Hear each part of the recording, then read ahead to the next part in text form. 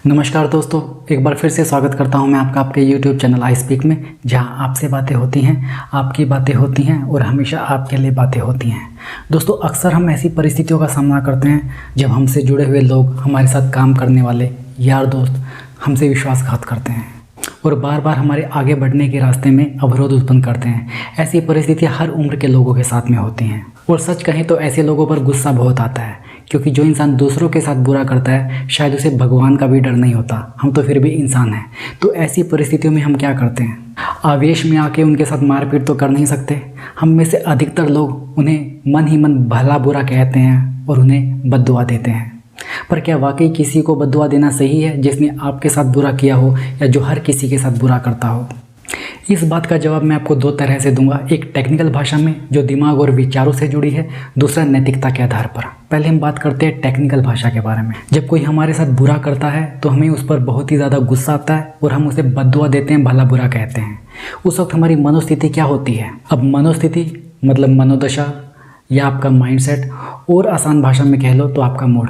जब आपका मूड अच्छा होता है तो आपका मन शांत होता है और आपके दिमाग में भी अच्छे विचार आते हैं और आप हर किसी से अच्छी तरह से बात करते हैं। लेकिन जब आपका मूड ख़राब होता है, आपका मन अशांत होता है, वो आपके दिमाग को भी अशांत कर देता है। और जब कोई आपसे बात करता है तो वो आपके बात करने के तरीके से भांप लेता है कि आपका मूड आज बहुत ही ज़्यादा ख़राब है। तो ऐसा इसलिए होता है, हम ठीक वैसे ही बात करते हैं जैसे हमारी मनोस्थिति होती है, हमारा मूड होता है।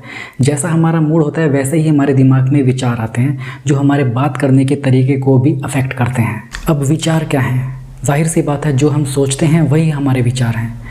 विचारों का एक गुण हम हमेशा नज़रअंदाज करते हैं, वो ये कि हर विचार के साथ में एक रिज़ल्ट, एक परिणाम जुड़ा होता है, जो आगे चलकर हमारी सेटिस्फैक्शन और डिससेटिस्फैक्शन को तय करता है। अगर उस विचार के परिणाम ने आपको सेटिस्फाई कर दिया तो आपका मूड अच्छा रहेगा, लेकिन अगर आप डिससेटिस्फाइड हो गए तो आपका मूड ख़राब रहेगा।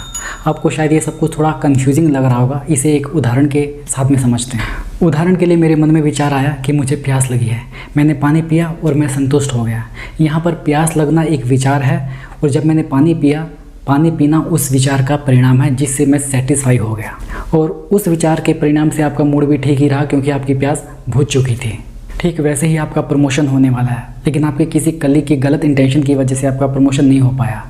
तो यहाँ आपके दिमाग में प्रमोशन का विचार आया, लेकिन उसका रिज़ल्ट आपके फेवर में नहीं आने की वजह से आप दुखी हुए, आपको बहुत ही ज़्यादा डिसपॉइंटमेंट हुई और आपकी इस डिसपॉइंटमेंट ने एक नए विचार को उत्पन्न किया कि यह सब कुछ आपके उस ऑफिस के कलीग की वजह से हो रहा है और आपने उसे जी भरकर गालियाँ दी। अब आपने उसे जी भरकर बद्दुआ इसलिए दी क्योंकि आपके दिमाग के पास आपके इस नए विचार का कोई दूसरा विकल्प नहीं था। इसीलिए आपके मन ने उस व्यक्ति को बद्दुआ दी ताकि आपको संतुष्टि मिल सके।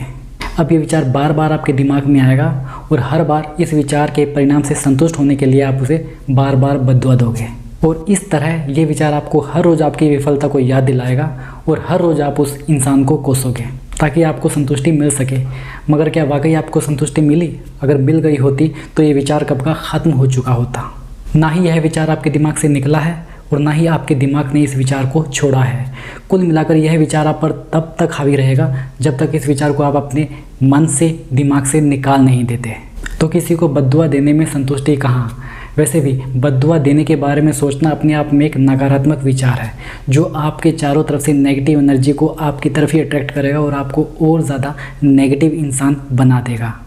मुझे पूरी उम्मीद है आप जानते हैं कि नेगेटिव एनर्जी और पॉजिटिव एनर्जी कैसे काम करती हैं। इस बारे में मैं वीडियो ऑलरेडी बना चुका हूं। अगर आपने वह वीडियो नहीं देखा है तो देखिए। तो टेक्निकल भाषा में ये प्रूव हो चुका है, किसी को बद्दुआ देने में आपकी संतुष्टि नहीं है, क्योंकि इससे आपका दिमाग ही विचलित रहेगा और आपको शांति नहीं मिलेगी। अब इसे धर्म और नैतिकता के आधार पर समझते हैं। देखिए, धार्मिक किताबों में लिखा है, इंसान दुनिया में सिर्फ नवीन कर्म संचित करने के लिए ही आता है। दुनिया की हर योनि, चाहे कोई भी जानवर हो, जीव हो, कीट हो, पशु हो, पक्षी हो, वो सिर्फ भोगने के लिए होती है। लेकिन इंसान ही एक ऐसा जीव है जिसे नए कर्म करने का सौभाग्य प्राप्त है। आप अच्छे कर्म करो या बुरे कर्म करो, वो आपके साथ हमेशा रहेंगे। चाहे आपके कर्म अच्छे हों या बुरे हों, उनका परिणाम आपको भोगना ही पड़ेगा। तो फिर क्या फ़र्क पड़ता है किसी ने आपके साथ बुरा किया है? उसके बुरे कर्म उसके साथ में रहेंगे, लेकिन आपके अच्छे कर्म आपके साथ में रहेंगे। अगर आप उससे बद्दुआ देंगे तो उससे आपको कोई लाभ नहीं मिलने वाला, क्योंकि उससे आपके ही अच्छे कर्म कमज़ोर हो जाएंगे। और एक अच्छे इंसान का मतलब ही यही होता है जो हमेशा हर किसी के बारे में अच्छा सोचे बिना भेदभाव के, चाहे कोई उसके साथ अच्छा करे या बुरा करे। हालांकि ये बातें किताबी लगती हैं, लेकिन ये जीवन का एक बहुत बड़ा अनमोल सच है। इसीलिए अपनी अच्छाई को बनाए रखिए, किसी के बारे में भी भला बुरा कहने से पहले सोचिए। कर्मों के बारे में गीता में एक बहुत ही अच्छी बात लिखी है। श्री कृष्ण भगवान जी ने कहा है कि ये शरीर एक क्षेत्र है और जो इसे जानता है वो क्षेत्रज्ञ है। इस शरीर रूपी क्षेत्र में जैसा बीज बोओगे वैसा ही आपको फल मिलेगा। कहने का मतलब जो विचार आप इसके अंदर डालोगे आपको उस विचार का परिणाम वैसा ही मिलेगा। यहाँ विचार शब्द मैं इसीलिए इस्तेमाल कर रहा हूँ क्योंकि विचारों से ही कर्म उत्पन्न होते हैं, विचारों से ही आकांक्षा जागती हैं, विचारों से ही हमारा अच्छा और बुरा व्यवहार सामने आता है। इसलिए अपना जीवन अच्छे विचार और कर्मों पर केंद्रित कीजिए। कोई क्या कर रहा है उससे फ़र्क नहीं पड़ता। कोई व्यक्ति जब आपके साथ बुरा करे तो मुस्कुरा दीजिए, अपने मन में उस व्यक्ति को थोड़ी दया दीजिए। किसी का बुरा करके वो पहले ही अपनी नज़रों में गिर चुका है, और जो अपनी नज़रों में गिर चुका है आपको उसके लेवल पर जाने की ज़रूरत ही नहीं।